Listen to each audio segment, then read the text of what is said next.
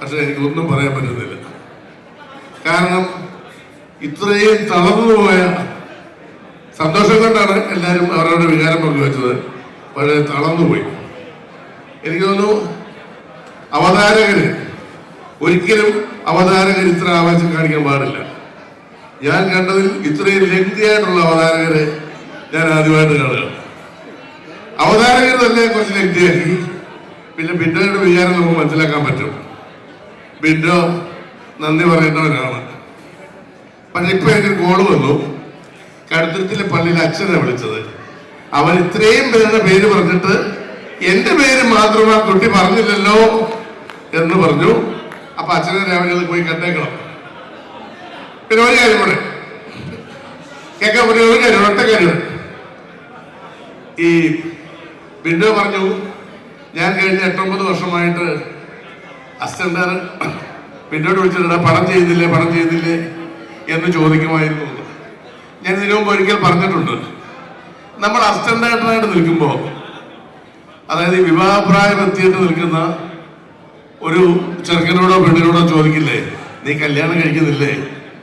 അപ്പൊ നമുക്കൊരു സന്തോഷവും നാണമൊക്കെ വരും എന്ന് പറയുന്നത് പോലെയാണ് നമ്മൾ അസിസ്റ്റന്റ് ഡയറക്ടറായിട്ട് നിൽക്കുമ്പോൾ ഈ സായിച്ചേട്ടനും ഈ സിദ്ധിക്കേട്ടനും നമ്മുടെ മുരളിച്ചേട്ടനൊക്കെ ജോണി പണം ചെയ്യുന്നില്ലേ എന്ന് ചോദിക്കുമ്പോൾ കിട്ടുന്നൊരു സന്തോഷം ഞാൻ എല്ലാ അസിസ്റ്റന്റ് ഡയറക്ടേഴ്സിനോടും ചോദിക്കാറുണ്ട്. എടാ ഒച്ച പണം ചെയ്യുന്നില്ലേ?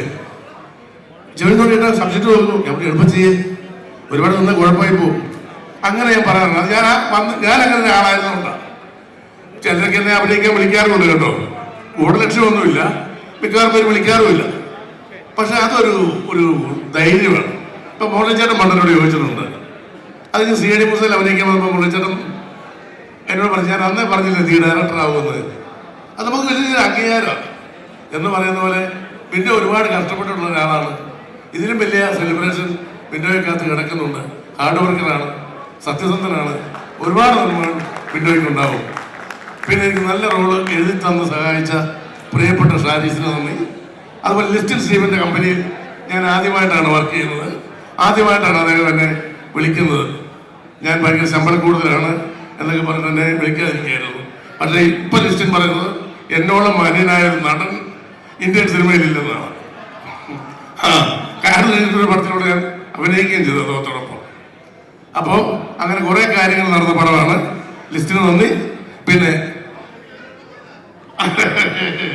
പിന്നെ അതുപോലെ തന്നെ ഞാൻ എപ്പോഴും ഓർക്കും, അസിസ്റ്റന്റ് ഡയറക്ടറായിട്ട്, അസോസിയേറ്റ് ഡയറക്ടറായിട്ട്, ഡയറക്ടറായിട്ട്, ഇപ്പോൾ കൂടെ അഭിനയിക്കുന്ന സഹനടനായിട്ടൊക്കെ ദിലീപിന്റെ വിജയങ്ങളിൽ ഒരു ചെറിയ പങ്കുകാരനാകാനുള്ള ഒരു ഭാഗ്യം എൻ്റെ ഇവിടെ എനിക്ക് നൽകിയതിൽ അങ്ങേയറ്റം സന്തോഷമുണ്ട്. കാരണം എനിക്ക് വളരെ എന്താണെന്നറിയില്ല, നമ്മൾ ചില വ്യക്തികളോട് നമ്മുടെ ജീവിതത്തിൽ നമ്മൾ സ്നേഹിച്ചേ മതിയാവൂ, ഈ മനുഷ്യനെ സ്നേഹിക്കാതിരിക്കാൻ പറ്റില്ല എന്ന് നമ്മുടെ ജീവിതത്തിൽ എനിക്ക് തോന്നിയ കുറച്ച് ആളുകളിൽ ഒരാളാണ് ദിലീപ്. അതുകൊണ്ട് തന്നെ ഇത് പുകഴ്ത്തി പറയുന്നൊന്നും അല്ല കേട്ടോ, ഹൃദയത്തിൽ നിന്ന് പറയുന്നതാണ്. അതുകൊണ്ട് തന്നെ ദിലീപ് ഇവിടെ ഉണ്ടാവും, ദിലീപ് തുടരും. ഇനി ഒരുപാട് ഐതിഹാസിക വിജയങ്ങൾ അദ്ദേഹത്തെ തേടിയെത്തും. അതിനുള്ള ഒരു ചെറിയ ട്രെയിലർ മാത്രമാണ് Prince and family. Thank you very much.